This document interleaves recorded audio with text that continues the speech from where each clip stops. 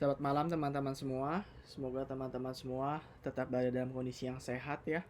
Tetap semangat dalam mengikuti pembelajaran online. Jadi dalam kesempatan kali ini saya akan menjelaskan mengenai materi business combination, di mana ini materi terakhir ya. Dan bersamaan juga sehabis ini kita akan melakukan yang namanya quiz ya untuk semua materi UAS. Jadi ada 4 materi, mulai dari consignment hingga business combination, semuanya akan dikuiskan ya. Dan untuk durasi dan informasinya sudah saya sampaikan di grup kelas. Oke baik, jadi saya langsung masuk ke business combination ya. Saya akan mengawalnya dengan penjelasan awal dulu, penjelasan singkat ya. Jadi dalam business combination ini terbagi dua. Yang pertama itu bisa melakukan dengan caranya asset acquisition, yang kedua dengan cara stock acquisition. Apa itu business combination? Business combination itu kegiatan dari dua atau lebih perusahaan yang berada di bawah satu pengendalian manajemen. Jadi ada dua perusahaan atau lebih, tetapi semuanya itu dikendalikan oleh satu manajemen saja. Ada caranya bisa didapat dengan mengakuisisi aset atau mengakuisisi saham. Kalau mengakuisisi aset, maka yang diakuisisi adalah sepenuhnya atau 100%. Jadi dalam business combination, misalkan perusahaan A dia mau mengakuisisi B secara aset, maka dia mengakuisisi aset B itu 100%-nya.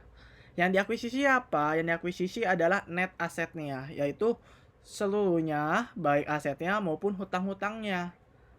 Jadi itu semua diakuisisi. Lalu yang bentuk yang kedua adalah stock acquisition. Stock acquisition ini adalah akuisisi berbentuk saham. Dalam kehidupan nyatanya, dalam kondisi yang nyata, stock acquisition ini lebih sering dilakukan daripada asset acquisition. Kenapa? Karena kalau aset itu, seperti yang saya sampaikan, diakuisisinya itu harus 100%, sepenuhnya, semuanya. Sedangkan kalau akuisisi saham, itu nggak perlu 100%. Untuk bisa mendapatkan pengendalian, itu cukup 50% plus 1. Jadi kalau untuk perusahaan, kalau dia mengakuisisi saham, kalau kepemilikannya 50% plus 1, itu sudah bisa yang namanya mengendalikan perusahaan yang diakuisisi.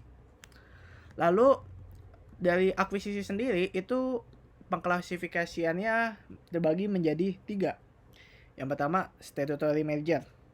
Dalam statutory merger itu istilah lainnya adalah A tambah B sama dengan A, atau A tambah B tambah C sama dengan A, atau A tambah B tambah C sama dengan B. Pokoknya dari 3 entitas itu menjadi hanya satu entitas.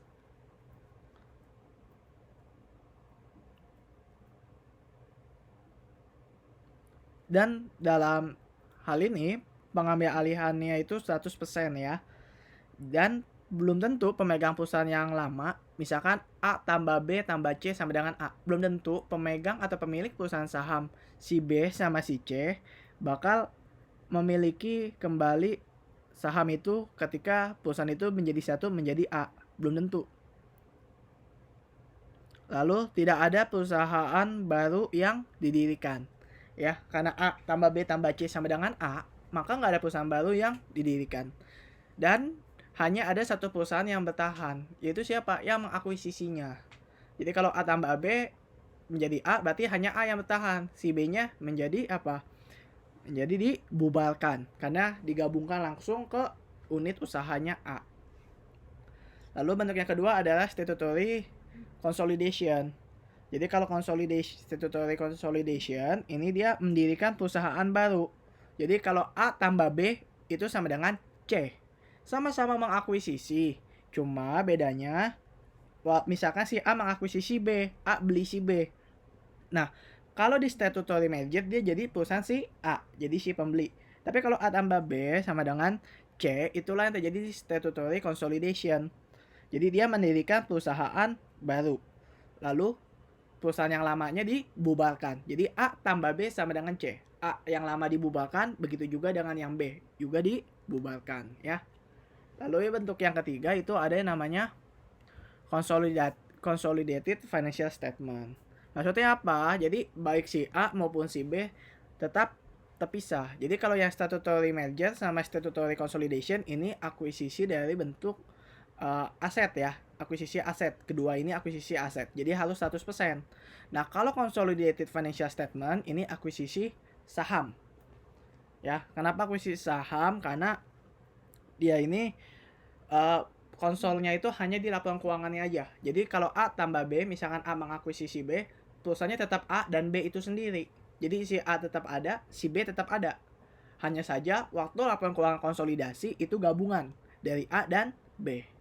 Nah, nanti untuk konsolidasi kalian akan mendapatkan titik fokusnya itu di advance 2.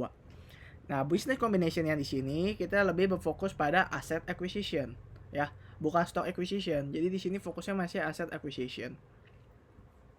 Lalu yang berikutnya yang perlu kalian tahu bahwa langkah-langkah dalam menghitung normal earnings, excess earning, present value, implied of offering price ya. Jadi penekanannya dalam materi yang kita pelajari ini adalah di poin ini.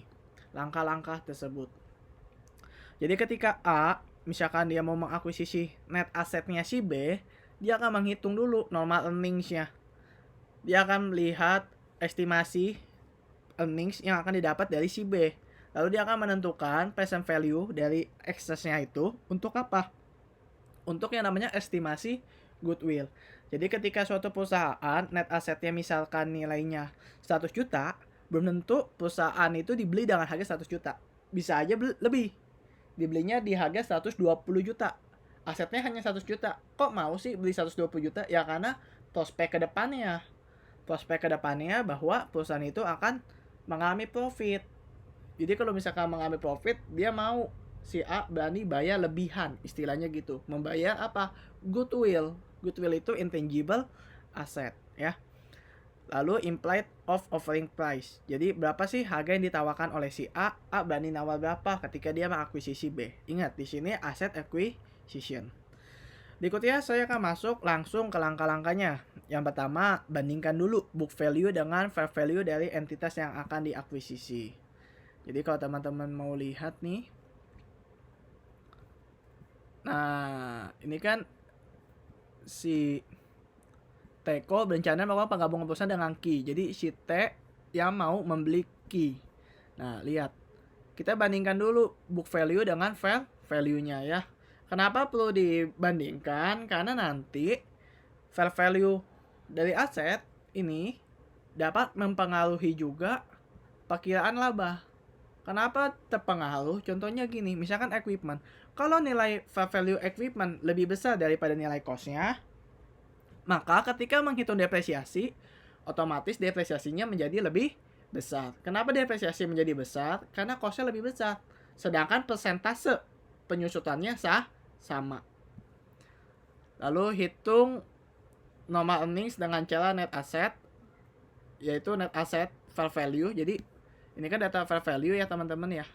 Kita kurangkanlah aset itu, total aset dengan total liabilities. Ini yang namanya net asset ya.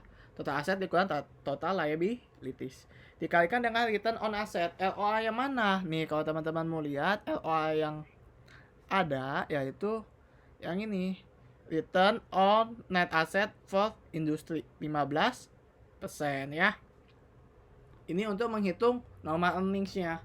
Jadi pendapatan rata-ratanya kita pendapatan yang normalnya itu kita menghitungnya dari mana? Ini net asset yang fair value teman-teman kalikan dengan return on asset industry.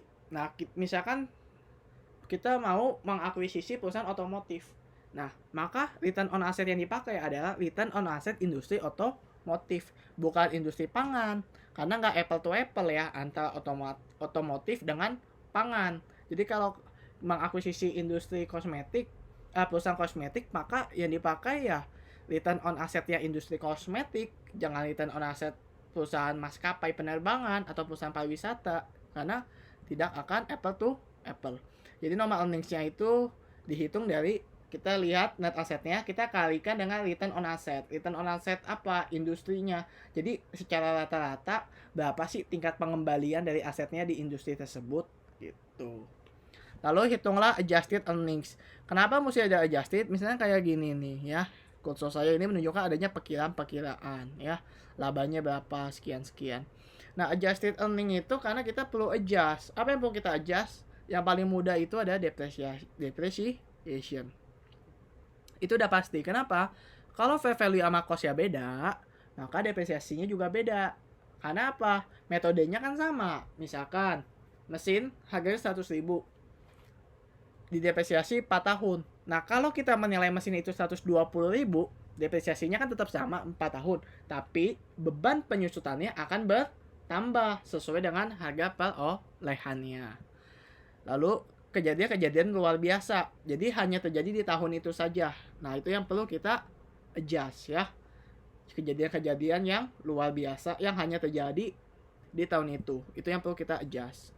Lalu kita hitunglah average earning. Jadi yang kita tahu misalkan nih 2015, 2016, 2017, 2018. Misalkan kayak gini ya. Nah, kita misalkan tahunya dari mana? Kalau misalnya kita tahunya selama 4 tahun, ya kita bagi 4. Kalau kita tahunya hanya 3 tahun, ya kita bagi 3 gitu. Lalu hitunglah excess earning. Excess earning ini dapat dari mana? Jadi adjusted earning yang tadi tuh ya, dari ke 3 tahun. Kalau ada 4 tahun berarti 4 tahun. Kita akan hitung average-nya, kita akan hitung rata-ratanya. Nah, kita selisihin average earning-nya atau rata-ratanya dengan normal earning. Normal earning yang sebelumnya sudah kita hitung di langkah kedua. Nah, lalu langkah berikutnya adalah kita present value kan excess earning itu untuk apa? Estimasi goodwill. Untuk perhitungannya secara sederhananya gini teman-teman. Definite. Artinya apa definite? Yaitu jangka waktunya terbatas. Nah, bisa dikapitalisasi not discounted atau bisa juga tidak dikapitalisasi. Nah, discounted itu kalian tahu ya, diapakan? Di present value kan. Kalau discounted ini di present value kan. Kalau kapitalisasi dia tidak di present value kan, tapi dijadikan dengan seperti nilai cost-nya. Nah, kalau yang kapitalisasi atau not discounted itu secara mudahnya kata kuncinya adalah hanya diketahui tahun kapitalisasinya saja. Jadi kalau ini ya di soal biasa dikasih tahu nih. Nah, ini untuk 5 tahun ke depan. Berarti kan kita mengkapitalisasi 5 tahun ke depan. Ya. 2016 sampai 2018 untuk mewakili perkiraan pendapatan untuk 5 tahun ke depan saja. Nah, kalau kayak gitu berarti kita hanya diketahui tahun kapitalisasinya saja. Maka cara menghitungnya adalah excess earning kali tahun kapitalisasinya ya. Nah, kalau yang definite yang tidak dikapitalisasi yaitu didiskontokan atau di present value kan, ya kita diketahui tahunnya dan ROI-nya. Apa itu ROI? Return yang diharapkan oleh perusahaan ketika mengakuisisi perusahaan lain. Jadi si T, dia mau beli Ziki, ROI itu adalah return atau pengembalian yang dia harapkan ketika dia mengeluarkan uang untuk mengakuisisinya. Ya.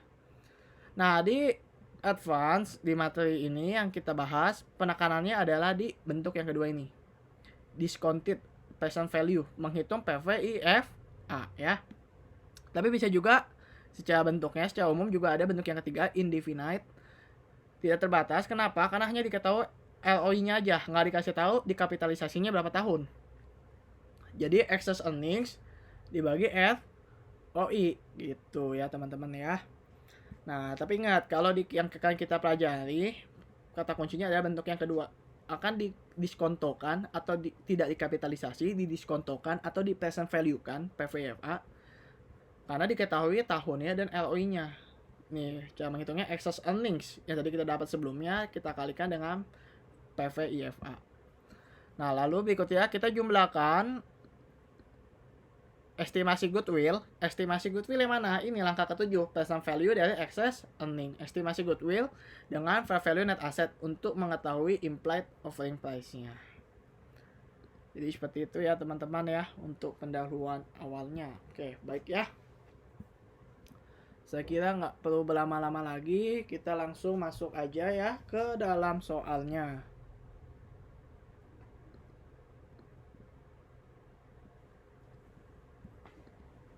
Oke, baik ya. Teko berusaha untuk melakukan penggabungan perusahaan dengan Kiko, di mana Teko menggunakan rata-rata dari pendapatan Kiko tahun 2016 sampai 2018. Jadi di kata kuncinya di sini, rata-rata pendapatan yang kita gunakan adalah tahun 2016 sampai 2018. Untuk apa? Untuk mewakili perkiraan pendapatan untuk 5 tahun ke depan. Jadi untuk 5 tahun ke depan, bisa aja ketika diakuisisi ini, si Teko mengakuisisinya di tahun 2019. Dia belum tahu dong penjualan tahun 2019 berapa. Nah, jadi dia menggunakan rata-rata pendapatan tahun sebelumnya. Kalau tahun di masa depan bisa nggak kok? Kalau di masa depan itu namanya estimasi ya, bukan rata-rata pendapatan yang sudah jadi atau yang sudah terjadi. Kalau di tahun yang akan datang kan estimasi. Siapa yang tahu tiba-tiba di tahun 2020 ada pandemi COVID-19 di mana akan menyebabkan ekonomi lesu. Pertumbuhan penjualan pun juga akan turun. Penjualan perusahaan juga akan jatuh, anjlok. Laba-laba net income mereka juga akan jatuh. Nah, kayak gitu. Jadi bisa aja 2016 sampai 2018 ini adalah masa lalu. Jadi si T mengakuisisi Q-nya di tahun 2019. Nah, menggunakan 3 tahun ini untuk apa? Untuk mewakili perkiraan pendapatan untuk 5 tahun ke depan saja. Jadi dari 3 tahun ini, kejadian yang terjadi di masa lalu selama 3 tahun itu diperkirakan lah nanti 5 tahun yang ke depan yang akan terjadi ya kurang lebih akan seperti itu. Nah, lalu return on investment yang diharapkan adalah 20%. Artinya apa? Ketika si T membeli si Q, dia mengharapkan dapat 20% dari uang yang dia investasikan ya. Nah, sedangkan rate of return dari net asset for industry, jadi untuk industri di mana Kiko berada, si Q company ini berada, itu rate-nya itu adalah 15%. Rate ini akan 15% akan digunakan menghitung normal earnings. 20% atau ROI, return on investment, itu untuk menghitung estimasi goodwill. Jadi jangan sampai kebalik. Kalau ROA, net asset, buat menghitung normal earnings. Kenapa namanya normal earning? Karena normal itu adalah hal yang biasa terjadi. Istilahnya kan normal. Hal yang biasa terjadi adalah rasionya juga yang biasa terjadi, yaitu rasio untuk industri. Sedangkan hal yang diinginkan, berarti kan tingkat pengembangan dari investasi. Diinginkan oleh siapa? Oleh investor itu sendiri. Kalau di sini berarti oleh si T company. Jadi 20% untuk menghitung apa? Nanti PVI FA untuk estimasi goodwill. Gitu ya teman-teman ya. Nah, lalu ini ada data-datanya, teman-teman boleh lihat ya. Angka nomor 1, nomor 2 ya. Kalau saya biasa pengerjaannya bandingkan dulu cost dengan value-nya ya teman-teman ya. Yang perlu kita bandingkan fair value-nya siapa dengan cost-nya siapa? Ya, yang diakui si T kan si yang akan menggabungkan usaha dengan Q. Jadi kalau si T yang nggak usah kita utak-atik, yang kita pedulikan adalah si Q. Kita mau menghitung berapa sih earnings yang akan didapat oleh si T akibat mengakuisisi Q. Ini menguntungkan apa enggak kalau si T mengakuisisi Q. Gitu ya. Jadi yang kita bandingkan yaitu perusahaan yang diakuisisi. Jadi di sini udah betul ya, Q company ya. Teman-teman tinggal salin aja nih ya, paten, current asetnya, equipmentnya, building, total asset, total liabilities, dan total net asset. Ingat, total net asset didapat dari mana? Aset dikurang liabilities. Gitu ya teman-teman ya.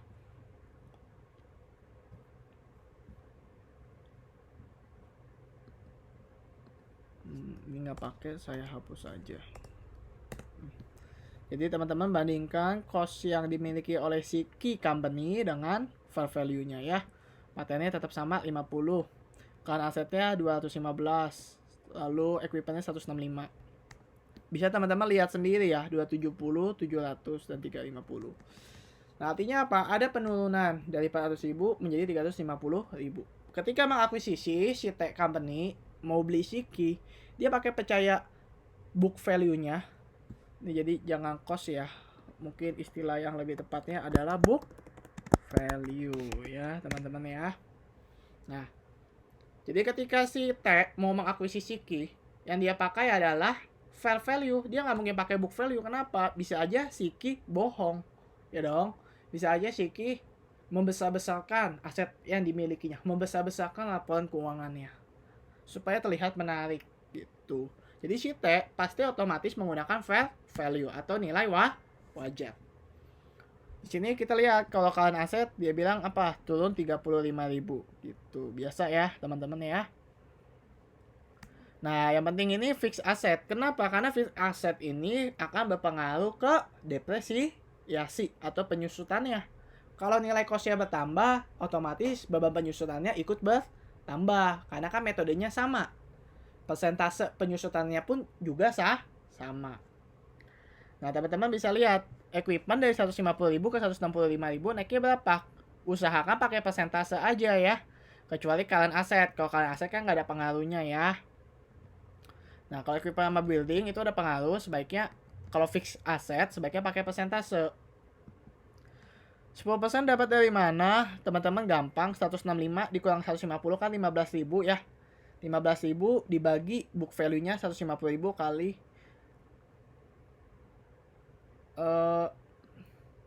dari 150 naik ke 165. Ya benar. Berarti kan 15.000 dibagi 150.000 dibagi book value-nya dikali 100% ya. 15.000 dibagi 150.000 hasilnya 10%. Nah, untuk yang building juga sama ya. Cuma bedanya karena value-nya lebih rendah, maka ini sama dengan turun. 270 dikurang 300 berarti kan 30.000 penurunannya. Nah, tinggal teman-teman persentasein. Dasarnya adalah book value.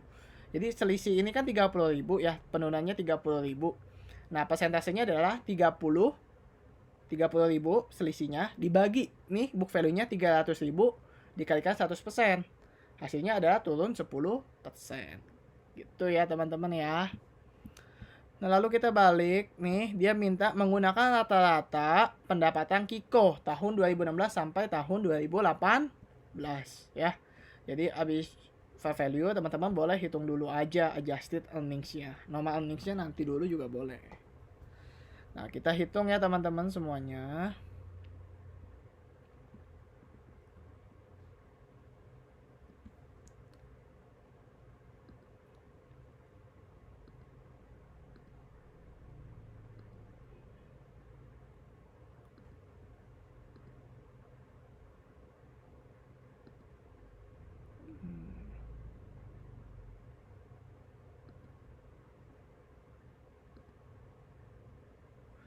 Oke ya, supaya ada titiknya. Nah, oke baik teman-teman ya. Penjualan Kiko pada tahun 2015 200.000. Tahun 2016 meningkat 25% dari tahun sebelumnya. Nah, dikasih datanya kan 2015 nih awalnya nih teman-teman. Nah, teman-teman jangan langsung pakai 2015.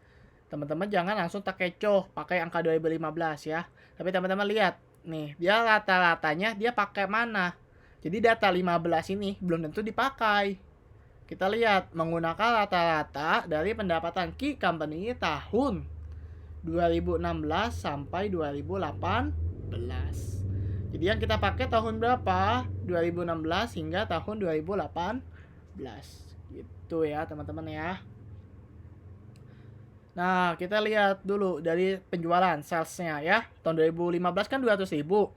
Tahun 15 nih. 2016 meningkat 25% dari tahun sebelumnya. Karena meningkat berarti kan 1,25 seperti di rumus ya. Atau 125%, teman-teman kalikan dengan tahun sebelumnya yaitu 200.000. Maka teman-teman akan dapat angkanya 250.000. Untuk yang tahun 2017 dibilangnya ini meningkat 25.000 dari tahun sebelumnya. Jadi 2016 kan 250. Maka 250 ditambahin 25.000. Dapat hasilnya 275. Untuk yang tahun 2018 itu dikasih tahu langsung 300.000 ya teman-teman ya. Nah, COGS dikasih tahu bahwa gross profit margin setiap tahunnya tetap 30%. Jadi kalau gross profit 30%, maka COGS-nya berapa persen? Ya selisihnya 70%. Kan total 100% ya.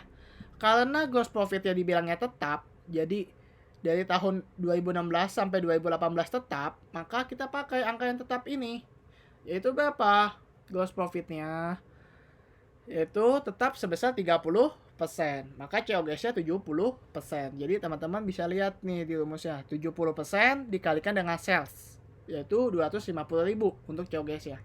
Baik 2016, 2017, 2018 semua sama ya. Nah, gross profit-nya berapa? 30%. Teman-teman boleh 30% kali sales atau sales dikurang COGS. Sama aja ya. 250 dikurang 175 hasilnya 75. 250 dikali 30% atau 0,3 seperti di rumus tetap 75. Boleh teman-teman dapat dari sales dikurang COGS atau teman-teman sales dikali 30%. Sama aja ya, baik 2016, 2017 maupun 2018. Caranya yang sama kalau angkanya yang menyesuaikan. Lalu teman-teman boleh lihat beban-beban, yaitu OPEX ya. Operating expense atau OPEX. Beban-beban operasinya tahun 2015 kan 10.000, 2016 12.000. Ingat, kita ini tahun 2016 ya. 2016 sampai 2018 ini pakai. Jadi yang dipakai 2016 sebesar 12.000 ya, masukin. 2017 15.000, 2018 sebesar 18.000 gitu ya teman-teman ya. Nah, lalu yang 2015 nya bagaimana kok? Dipakai nggak? Ya, tidak perlu dipakai. Nih, kayak yang 200.000 ini juga nggak dipakai. Kenapa? Perusahaan maunya lihatnya dari 2016 sampai 2018. Jadi buat apa kita melihat ya tahun sebelumnya, tahun 2015? Nggak akan dipakai gitu ya. Pre-tax income dapatnya dari mana? Pre-tax income ya gampang ya, teman-teman tahu ya. Tinggal gross profit dikurangi operating expense. Baik 2016, 2017 maupun 2018 dapatnya sama ya. Operating gross profit teman-teman kurangi dengan operating expense. Nah, lalu berikut ya, kita baru melakukan yang namanya adjusted ya. Adjusted, hal-hal yang perlu disesuaikan. Kenapa? Karena operating expense ini diasumsikannya telah mencakup hal-hal yang disebut ini. Jadi di dalam operating expense, beban operasi ya, itu dia sudah mencakup di dalamnya itu extraordinary loss, yaitu kejadian kerugian yang luar biasa. Kejadian loss yang luar biasa itu artinya hanya terjadi di tahun itu aja. Jadi kita nggak boleh menjadikan itu masuk ke dalam sampel ketika kita menghitung normal earnings ya. Kenapa? Karena itu hanya terjadi di tahun itu, nggak akan ada di lain-lain. Contoh, perusahaan mau mengakuisisi misalkan di 5 tahun lagi nih, di tahun 2025 perusahaan mau mengakuisisi si A, mau mengakuisisi B. Si A melihat nih data-data tahun sebelum-sebelumnya.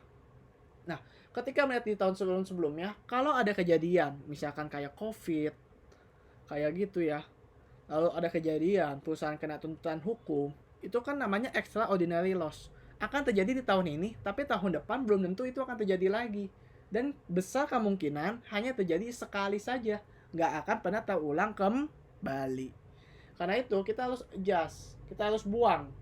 Kenapa? Karena dia sudah dibebankan kemana? Operating expense kita sudah dibebankan ketika ke dalam pre-tax income kita, sudah dibebankan juga ke dalam hal-hal lainnya ya, ke dalam OPEX, ke dalam apapun lah itu.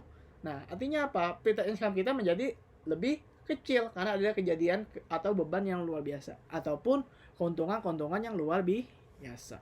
Gitu ya, teman-teman ya. Jadi, teman-teman gampangnya, kalau di sini extraordinary loss tahun 2017, maka extraordinary loss akan bersifat positif, menambah sebesar 5.000 ya. Kenapa menambah 5.000? Karena extraordinary loss ini ya namanya juga kerugian yang luar biasa, diharapkan hanya terjadi di tahun 2017 saja, nggak akan terjadi di tahun-tahun mendatang. Makanya kita eliminasi itu ya. So jadinya apa? Kita tambahkan 5.000 karena dia extraordinary loss ya. Lalu berikutnya depreciation equipment. Teman-teman tahu bahwa depreciation equipment setiap tahunnya 2.000. Nggak ada masalah kalau misalkan fair value-nya dari mesin dari equipment itu sama dengan book value-nya. Nggak ada masalah. Jadi diasumsikan dia menggunakan metode garis lurus. Jadi setiap tahunnya sebesar 2.000. Nah, permasalahannya adalah seperti yang teman-teman lihat ya, fair value-nya equipment naik 10%. Tadi saya udah jelasin. Kalau fair value-nya naik atau lebih tinggi dari cost-nya atau dari book value-nya, artinya kan nilai asetnya lebih besar. Kalau nilai asetnya lebih besar, sedangkan umur ekonomis manfaatnya sama, metodenya sama, maka beban penyusutannya atau beban depresiasinya akan ikut naik. Sebaliknya kalau turun maka akan ikut turun ya. Makanya kalau depresiasi karena dia naik, maka kan bebannya lebih besar ya teman-teman.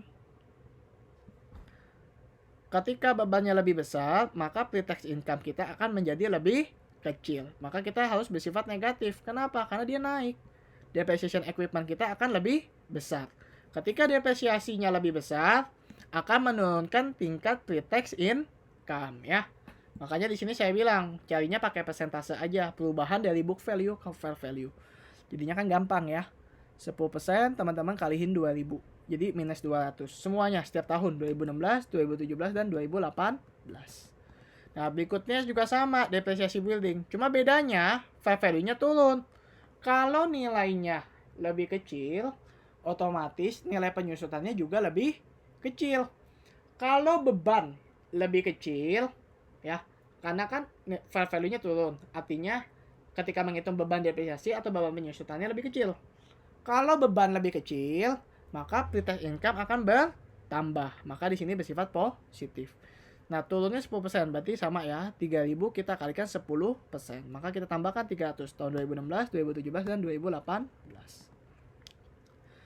Nah, lalu berikutnya yang D, extraordinary gain. Nah, extraordinary gain ini kan hanya terjadi yang namanya extraordinary itu dipikirkan hanya terjadi sekali, nggak akan terjadi secara rutin, apalagi berulang-ulang. Nah, maka kita kalau dia gain, kita harus kurangin. Kenapa? Karena dia gain ini sudah mencakup di dalam pre-tax income kita. Sedangkan ini kan anomali, istilahnya gitu ya. Extraordinary itu istilahnya sesuatu hal yang bersifat anomali. Hanya terjadi di tahun itu aja. Maka kita harus eliminasi. Kalau dia gain, kita balik. Kita jadinya kurangin. Kalau dia loss, kita tambah. Kenapa? Karena loss itu sudah mempengaruhi pre-tax income kita. Baik loss maupun gain sudah mempengaruhi pre-tax income kita. Makanya kita harus adjust ya. Kalau dia extraordinary loss, maka di sini kita menambahkan ya. Karena dia extraordinary gain, maka kita mengurangkan. Kalau yang di sini, kalau tadi extraordinary loss benar, menambahkan. Pokoknya tinggal kebalikannya saja ya, teman-teman ya. Nah, jadi ini 1000 ya. Hanya terjadi di tahun 2016, maka tahun 2016 ada extraordinary gain sehingga pre-tax income kita turun 1000. Berikutnya ya, teman-teman ya. Ada pensiun expense di tahun 2019. Nah, teman-teman kita lihat. Kita ngitungnya tahun berapa aja sih? 16, 17, 18. Berarti pensiun expense yang terjadi di 2019 bisa kita abaikan. Gitu ya, teman-teman ya. Kita abaikan. Karena kan kita nggak peduli. Yang kita hitung hanya 2016 sampai 2018 ya. Berikutnya untuk gain from discontinued operation. Nah, operasi yang dihentikan. Kalau tahun 2017 ada operasi yang dihentikan, apakah tahun depannya pasti terjadi? Enggak juga ya. Jadi kalau operasi ini di stop, ya udah stop dong. Udah hilang. Jadi ketika ada gain karena operasi itu dihentikan di 2017, maka kita adjust. Karena gain berarti kan otomatis awalnya karena keuntungan menambah income. Ya dong, gain itu menambah keuntungan, menambah profit, menambah income. Nah, kalau kita mau eliminasi, maka kita kurangkan ya. Jadi kita kurangkan sebesar 2.500 di tahun 2017. Nih, teman-teman bisa lihat ya. Gain from discontinued operation karena dia di 2017, maka mengkurangkan pre-tax income 2017 sebesar 2.500. Nah, berikutnya loss. Kalau loss berarti kebalikannya. Kalau loss artinya karena ada loss, pre-tax income kita menjadi lebih kecil. Kenapa lebih kecil? Karena ada kerugian, ada loss. Akibatnya pre-tax income menjadi lebih kecil. Maka di sini harus bersifat menambahkan ya. Tapi teman-teman lihat tahunnya, ini 2015. Yang kita pakai kan 16, 17, 18. Berarti 2015 ini udah basi, nggak kita pakai ya. Kita abaikan. dapatkan ya. Berikutnya 2018 kita pakai ya, karena 2018 masuk ke perhitungan. Karena dia loss, ketika kita eliminasi kita harus menambahkan. Karena akibat adanya loss, pre-tax income kita menjadi lebih kecil atau lebih rendah. Jadi kita di tahun 2018 kita tambahkan angka 800 gitu ya teman-teman ya. Nah, lalu ada gain on sale of equipment tahun 2016 ya. Nah, kalau kita jual peralatan di tahun 2016 kan nggak berarti di 17 kita bakal jual. Nggak berarti di tahun-tahun berikutnya kita akan jual. Nah, hal-hal itulah yang di istilahnya itu kejadian-kejadian yang anomali, hanya terjadi sekali itu aja. Nggak diharapkan nggak akan terjadi lagi. Nah, maka karena ini gain on sale, otomatis kalau ada gain, laba kita meningkat ya. Kan adanya gain dan laba itu sudah tercermin di pre-tax income. Entah karena operating expense. Jadi operating expense ini teman-teman boleh asumsikan dia udah termasuk pendapatan di luar usaha dan sebagainya lah. Nah, jadi pokoknya angka pre-tax income kita ini terpengaruh dengan adanya gain on sale ini. Artinya ketika terjadi gain on sale, maka kita akan adjust, kita akan eliminasi. Kalau gain berarti bersifat negatif ya teman-teman ya. Oke, jadi kita kurangkan sebesar 500. Lalu ada amortisasi paten setiap tahunnya. Nah, kita lihat nilai patennya book value sama fair value sama ya. Jadi nilai amortisasinya pasti sama, nggak mengalami peningkatan ataupun penurunan. Jadi di sininya tetap sama. Jadi di operating expense-nya nggak berpengaruh apa-apa, karena kan sama. Tidak mengalami peningkatan ataupun penurunan akibat akuisisi. Nah, untuk adjusted earnings teman-teman tinggal ya hitung aja nih ya dari pre-tax income hingga yang paling terakhir ya. Hasilnya 61.600, lalu ini ada 70.100 dan yang terakhir 72.900. Nah, berikutnya teman-teman, kita lihat ya diminta di soal apa? Hitunglah normal earnings-nya. Excess earnings, present value dan implied offering price-nya ya. Present value of excess earning istilah lainnya adalah estimasi goodwill ya. Nah, average earnings-nya dapat dari mana? Ini adjusted earning kita. Kita kan 3 tahun 2016, 2017, 2018. Kalau pakai Excel ya kita hitung average-nya aja ya. Kalau teman-teman manual berarti 61.600 tambah 70.100 tambah 72.900, jangan lupa dibagi 3. Maka average-nya teman-teman akan dapat angkanya 68.200 ya, teman-teman ya. Nah, untuk normal earnings teman-teman gak usah khawatir. Normal earnings dapatnya dari mana? Tadi di sini saya udah jelasin ya. Net asset, ambil net asset yang fair value ya. Nih, net asset yang fair value dikalikan dengan LOA industri. Jadi kan normal. Berarti kita bandingkan dengan industri. Kita bandingkan dengan perusahaan-perusahaan lain. Itu kan sesuatu hal yang umum atau hal yang normal. Jadi normal earnings-nya net fair value dari net asset, yaitu fair value net asset kita berapa nih? 350.000. Dapat dari mana? Total asset fair value-nya 700.000 dikurangi liabilities-nya 3,5 ya. Jadi 350.000 teman-teman bisa lihat. Kalikan dengan return on asset atau LOA dari industri ya, industri yang sejenis tentunya. Kita kalikan 15%. Ini normal earning. Jadi pendapatan secara normal yang diterima adalah 52.500. Menghitungnya dari mana? Besaran aset yang dimiliki perusahaan dengan tingkat return on asset atau tingkat pengembangan aset industri yang sejenis. Nah, excess earning ini gampang. Average earning yang tadi kita dapetin, yang kita average 68.200, teman-teman tinggal kurangi 52.500. Maka teman-teman bakal dapat angkanya berapa? 15.700 ya. Gampang lah ya, mudah. Nah, angka 15.700 inilah yang akan kita PVIFA-nya. Kita akan diskontokan. Kenapa mesti di PVIFA? Karena angka ini kita kapitalisasi untuk 5 tahun ke depan. Jadi kita akan dapatkan untuk 5 tahun ke depan. Jadi angkanya dikapitalisasi seakan-akan tetap sama excess earning-nya selama 5 tahun ini tetap 15.700. Selama kapan? Selama tahun kapitalisasi. Selama 5 tahun ya. Jadi PVFA teman-teman bisa lihat rumusnya. 15.700 dikalikan 1 min 1 min 1 1 min 1 per 1 plus rate atau bunga, atau 1 plus I pangkat N. Jangan lupa dibagi I atau dibagi rate itu sendiri ya. Jadi kalau di sini rumusnya teman-teman bisa lihat ya, excess earning-nya 15.700 dikalikan buka kurung 1 min 1 dibagi, ingat ROI-nya berapa nih? 20%. Jadi si T mengharapkan 20% dari uang yang dia investasikan di Kiko ketika dia mengakuisisi. Maka dibagi 1 tambah I 20% yaitu 1,2 pangkat 5. Kenapa 5? Karena 5 tahun ke depan. Jangan lupa dibagi R-nya 0,2. Pokoknya ini sama persis lah ya. Teman-teman kan belajar MKL. Jadi saya yakin teman-teman harusnya bisa PVFA.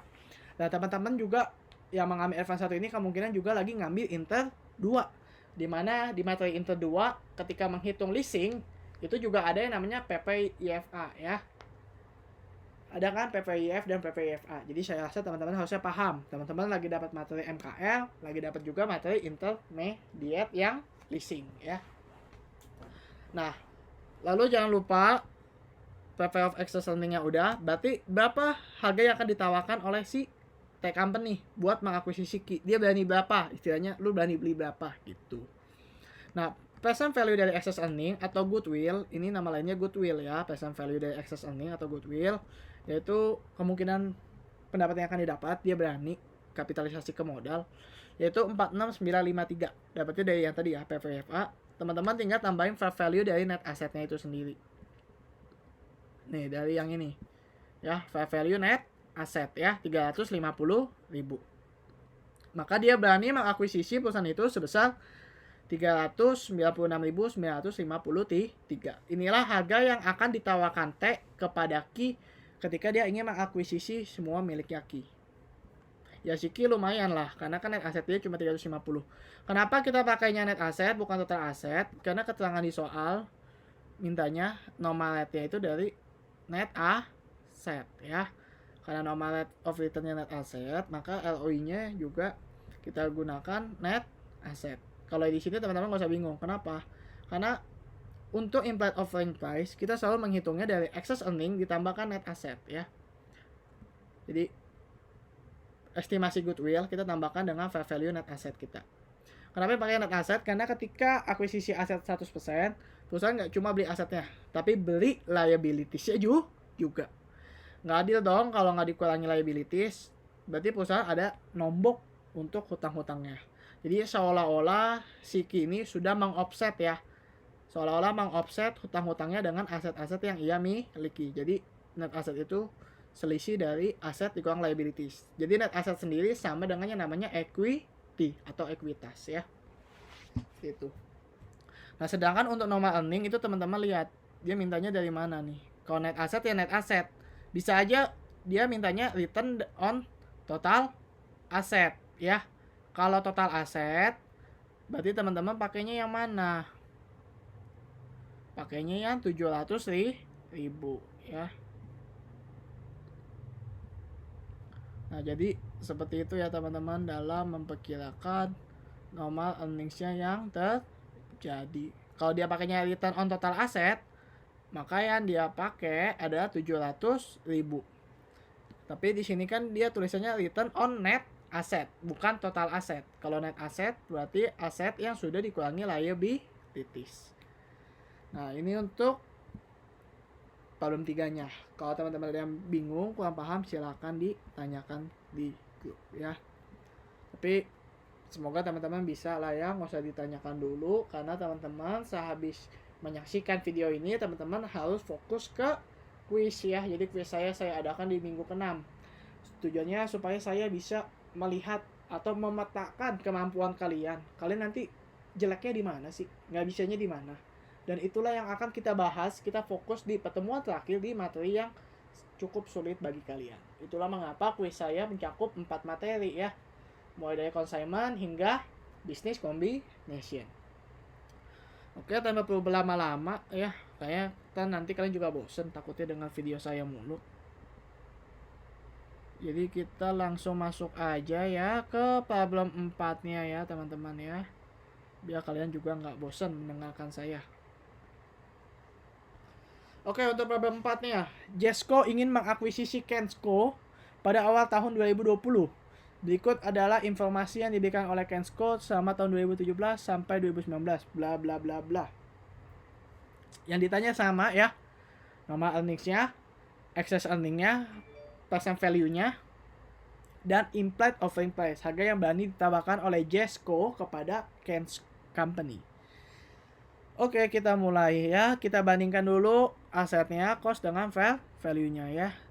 Kensco juga memiliki nilai wajar. Ini bukan nilai wajar ya teman-teman ya untuk problem 4 nomor 2. Ini teman-teman boleh ganti, bukan nilai wajar tapi book value. Jadi Kensco memiliki book value dari total aset sebesar 600 juta dan total liability-nya 385. Di mana aset tersebut terdiri dari apa-apa aja gitu ya teman-teman ya. Jadi ini jangan nilai wajar, tapi ini book value. Kenapa? Karena fair value-nya akan diukur dari informasi A sampai C ya. Jadi ini jangan nilai wajar, tapi book value ya. Larat ya teman-teman ya, diralat sendiri, bukan nilai wajar tapi book value. Oke, kita mulai. Mesin 65 juta, vehicle 20 juta, lebih besar dari mesin, dan building sebesar jumlahnya mesin ya. Jadi dari aset ini kan book value. Jadi dari Kensco memiliki book value dari total aset sebesar 600 juta dan total liability-nya sebesar 385 juta. Asetnya terdiri dari apa aja? Mesin 65 juta, kendaraan 20 juta. 20 juta lebih besar dari mesin. Jadi kendaraan ini nilainya 85 juta. Dapat dari mana 85? 65 tambah 20. Nah, jadi ini ya teman-teman ya. Dirinci dulu ya. Mesin 65, vehicle 65 tambah 20 berarti 85. Lalu building sejumlah mesin ditambah vehicle berarti dan ditambah lagi dengan 10 juta. Jadi 65 tambah 85 tambah 10 juta. Seperti di rumus ya, 160 juta.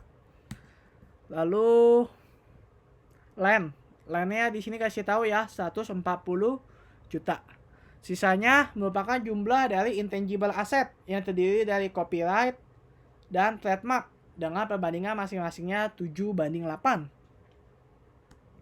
Nah, jadi ini cara ngitungnya gimana, teman-teman? Teman-teman, kita mesti hitung apanya dulu di sini. Kita hitung dulu intangible asset kita ada berapa ya. Kita tahu bahwa total aset kita book value-nya 600 juta. Kita kurangi. Jadi teman-teman jangan bingung. Kan total aset kita 600 juta ya. Menurut bukan cost ya, sorry. Ini lebih tepat kalau kita tulisnya book value. Ya. Kita akan menghitung dulu intangible asset yang dimiliki. Intangible asset yang dimiliki. Ya supaya nggak ganggu saya taruh di bawah aja ya.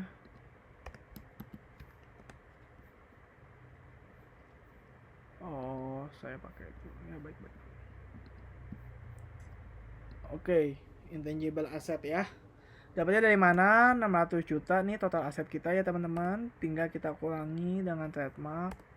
Kok trademark? Ceritanya trademark sama copyright kita belum tahu ya. Berarti kita kurangi mesin, kita kurangin lagi vehicle, kita kurangi building, kita kurangi land. Maka hasil intangible asset kita ada 150 juta. Nah, tinggal kita alokasiin ke copyright sama trademark ya. Dikasih tahu bahwa copyright sama trademark perbandingannya 7:8. Berarti 150 juta teman-teman kalikan 7. Tahu ya karena pembilangnya 7 ini dibagi 15. 15 dapat dari mana? 7 tambah 8. 7 tambah 8 hasilnya 15. Jadi hasilnya 70 juta. Nah, trademark berarti kan sama ya. Nah, ini teman-teman boleh langsung dari copyright kan perbandingannya 7:8. Jadi 70 juta teman-teman kaliin si trademark kan rasionya 8 nih. Berarti 8 dibagi rasionya si copyright. 8 dibagi tuh 7. Lalu teman-teman boleh hitung 8/15 dikali 140 juta. Nah, hasilnya tetap sama, sebesar 80 juta. Nah, ujung-ujungnya total aset kita sebesar 600 juta ya. Nah, lalu fair value-nya kita dapat dari mana nih? Dari yang C. Setelah dilakukan penilaian kembali oleh appraisal atau tim penilai, ditemukan bahwa nilai mesin naik 20%. Jadi teman-teman tahu ya, keterangannya naik 20%. Jadi yang tadinya book value-nya 65 juta karena naik 20%, berarti kan 120% atau 1,2 kalikan dengan 65 juta. Hasilnya 78 juta ya. Nah, untuk vehicle dikasih tahu ya, vehicle dan building sama-sama turun 10%. Jadi karena turun 10%, yang dari 100% dikurang 10% berarti sisa 90% ya. Jadi ini 90% teman-teman kaliin 85 juta. Hasilnya 76.500. Nah, berikutnya yang building juga sama ya. Building sama seperti vehicle, turun 10%. Jadi di keterangannya turun 10% ya. Jadi yang tersisa tinggal 90-nya atau 0,9. 0,9 teman-teman kaliin 160 juta. Maka fair value-nya sebesar 144 juta. Land mengalami kenaikan 25% nih. Jadi 125% atau 1,25 teman-teman kaliin 140 juta. Jangan lupa ya di keterangannya ditulis naik 25%. Nah, untuk copyright gak ada keterangan, berarti diasumsikan sama ya, 70 juta 70 juta. Lalu yang berikutnya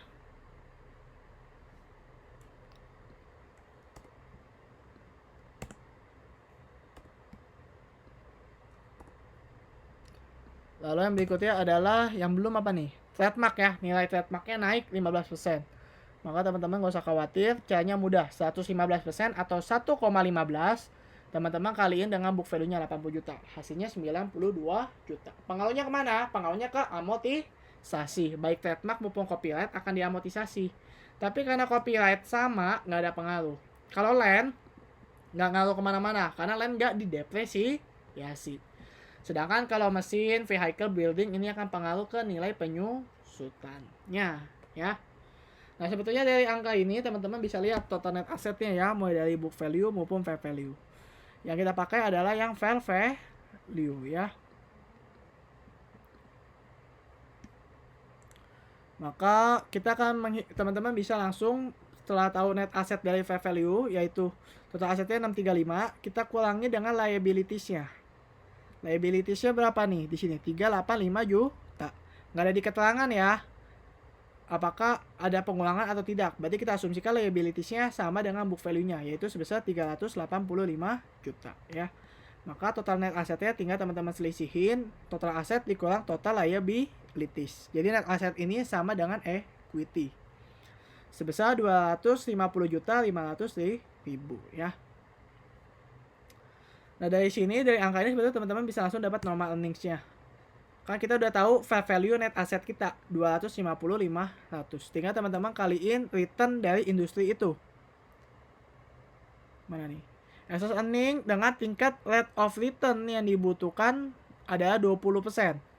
Jadi rate of return yang dibutuhkan 20% ini artinya adalah si Jazz pengennya 20% ROI-nya, return on investment.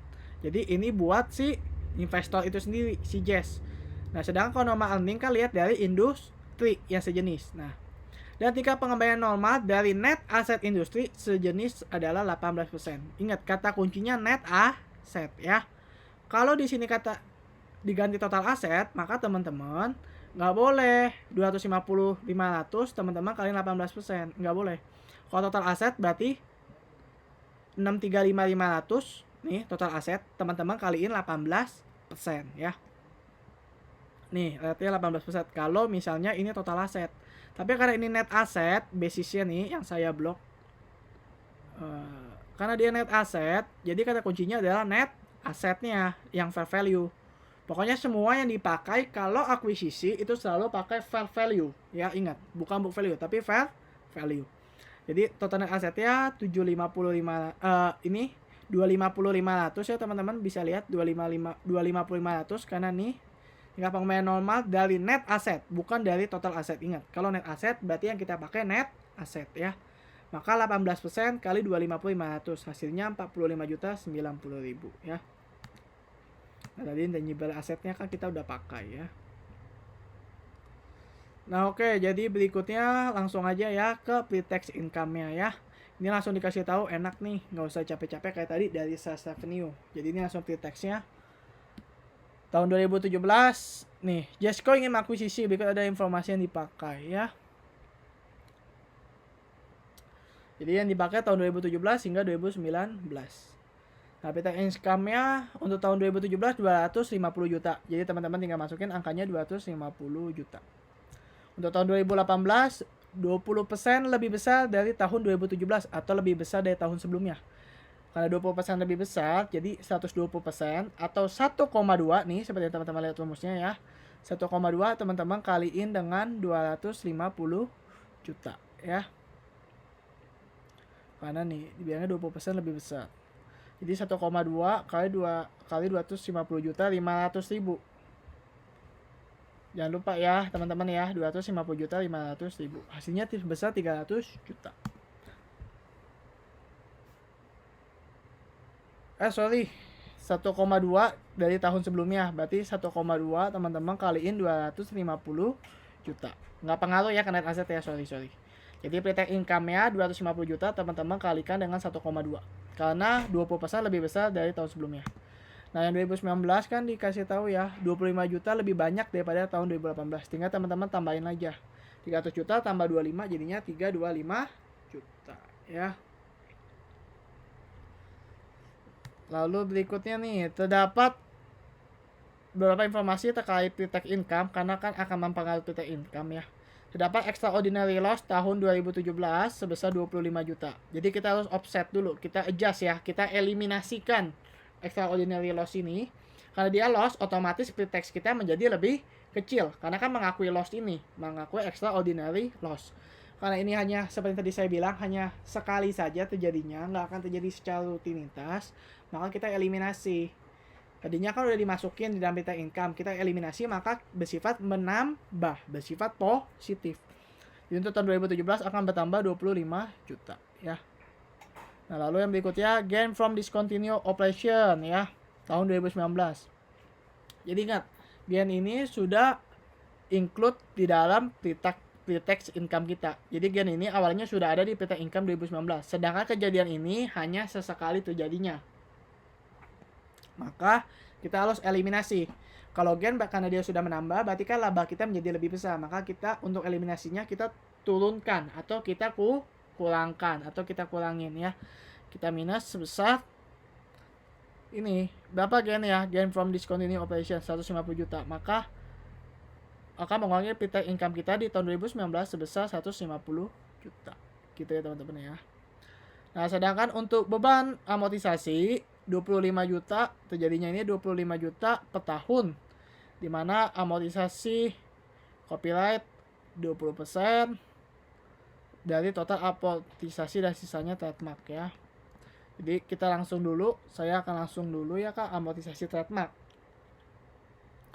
Kenapa yang kita perlu adjust adalah trademark? Karena teman-teman boleh lihat di sini untuk copyright dia baik book value maupun fair value-nya sama. Kalau sama berarti angka amortisasinya sama nggak sebelum dengan sesudah akuisisi? Sama ya. Kalau sama berarti tidak akan terpengaruh apapun. Sedangkan kalau trademark itu beda, fair value-nya lebih besar 15%. Jadi kalau pakai angka yang ada di fair value, otomatis beban amortisasinya ikut lebih besar. Karena persentase penyusutannya pun tetap sama, metode amortisasinya pun tetap sama. Jadi kalau nilai nominalnya lebih besar, fair value-nya lebih besar, maka otomatis beban amortisasinya juga harus lebih besar. Karena lebih besar, maka di sini bersifat mengurangi ya. Pokoknya ingat, kalau amortisasi sama depresiasi itu alanya biasa aja. Kalau depresiasinya besar, maka dia akan mengurangi laba. Kalau depresiasinya, karena fair value-nya turun, berarti kan depresiasinya akan menjadi lebih kecil. Maka dia akan menambah pre-tax income. Kayak gitu aja ya, tinggal gampang lah. Teman-teman tinggal hitung ya. 15% dapat dari mana? 15% dapat dari ini karena dia naik. Ingat kebalikannya. Kan nilainya naik, otomatis amortisasi menjadi lebih besar. Kalau amortisasi lebih besar, pre-tax income-nya menjadi lebih kecil ya. Karena bebannya kan lebih besar. Jadi pre-tax income-nya lebih kecil. Jadi minus 15% teman-teman kaliin dengan nih ya, tadi kasih tahu ya bahwa Mana sih tadi? Nah, amortisasi copyright 20%. Jadi trademarknya sebesar 80%. Kalikan 0,8 kalikan dengan nilai nilai amorti dia nggak kasih tahu ya nilai amortisasi yang lain ya. Oh nih, beban amortisasinya nih kali 25 juta ya. Jadi kita hitung dulu amortisasi untuk trademark. Berarti kan amortisasi untuk trademark 80%, teman-teman kalikan dengan 25 juta ya.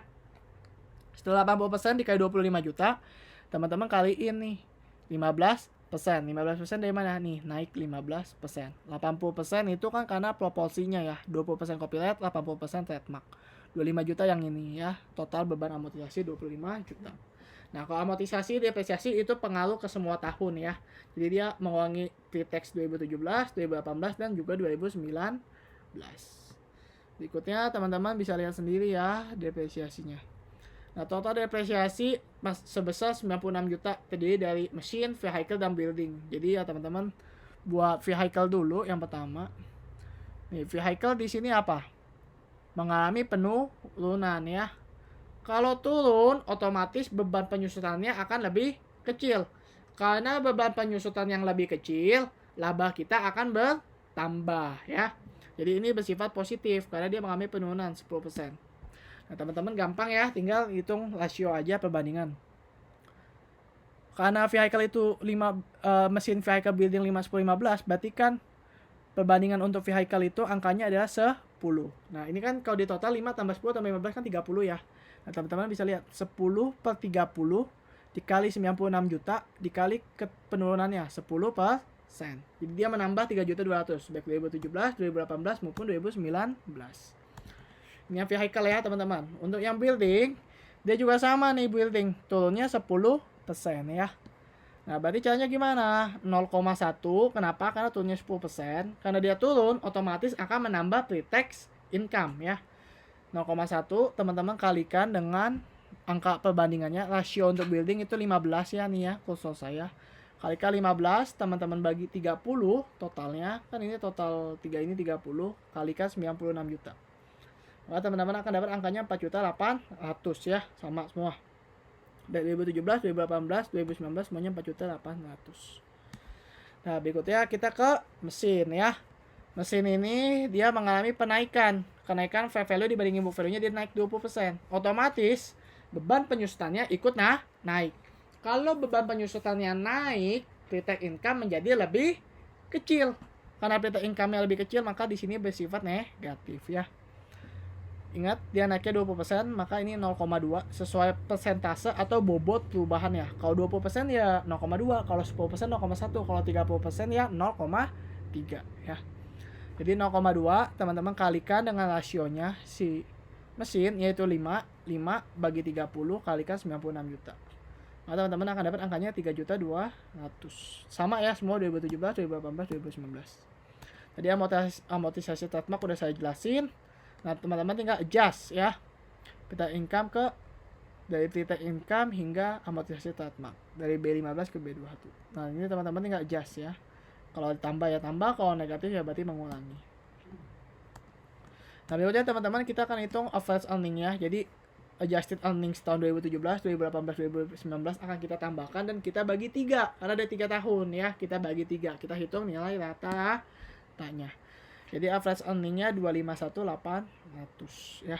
Nah, untuk normal earningsnya tadi udah saya jelaskan ya teman-teman di B12 ya nih 45090. Harusnya teman-teman tahu lah ya dapatnya dari mana nih. Dapatnya dari normal rate dari net asset ya. Net asset industri sejenis 18%. Jadi net asset yang dipakai fair value 250.500 yang ini. Tinggal teman-teman kalikan dengan 18% gitu ya.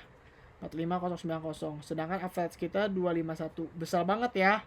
Maka kita tinggal hitung excess earning-nya. Kita selisihin.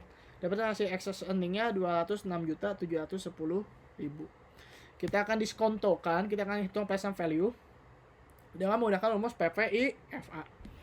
Teman-teman di sini lihat, dia bertahan sampai berapa tahun? 4 tahun. Maka kita rumusnya excess yang tadi itu 206.710.000 kalikan 1 min 1 per 1,2. 1,2 dapat dari mana? Ini tingkat rate of return yang dibutuhkan ya. Jadi yang si Jess maunya 20%, maka ketika dia diskonto atau dia present value in, pakai rate-nya yang dia mau, yaitu 20%. Makanya ini 1,2. Jangan lupa untuk 4 tahun ya, 4 tahun, makanya di sini pangkat 4 ya. Dibagi rasio dibagi tingkat bunga itu sendiri, yaitu 0,2. Oke, gitu ya teman-teman ya. Nah, berarti kita udah dapat nama earning, excess earning, dan yang terakhir present value atau estimasi goodwill.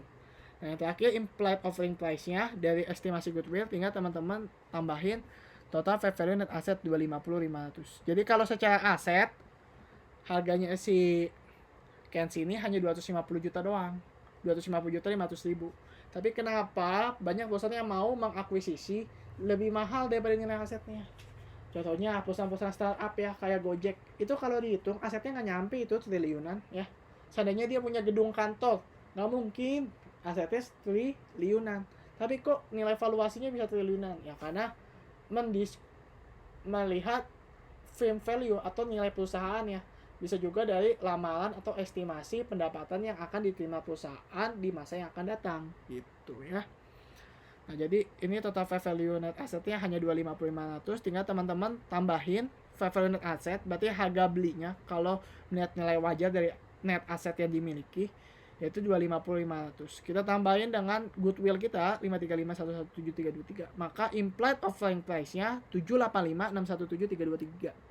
Jadi nominal inilah yang akan menjadi nominal yang ditawarkan oleh si Jess ini ketika dia mau mengakuisisi Ken. Jadi kalau ditanya berapakah nominal yang ditawarkan Jess agar Ken mau diakuisisi, ya sebesar ini 785.617.323. Oke, gitu ya teman-teman terkait penjelasan materi business combination. Semoga teman-teman semua sehat selalu, tetap semangat, tetap optimis, dan mengikuti pembelajaran online. Dan sehabis teman-teman nonton atau menyaksikan video ini, kita akan melakukan kuis ya di hari Senin besok, Senin jam 4. Kita akan kuis di pertemuan ke-6, materinya semua dari consignment sales hingga business combination ya. Selamat belajar, selamat menjalani kuis. Terima kasih, selamat malam.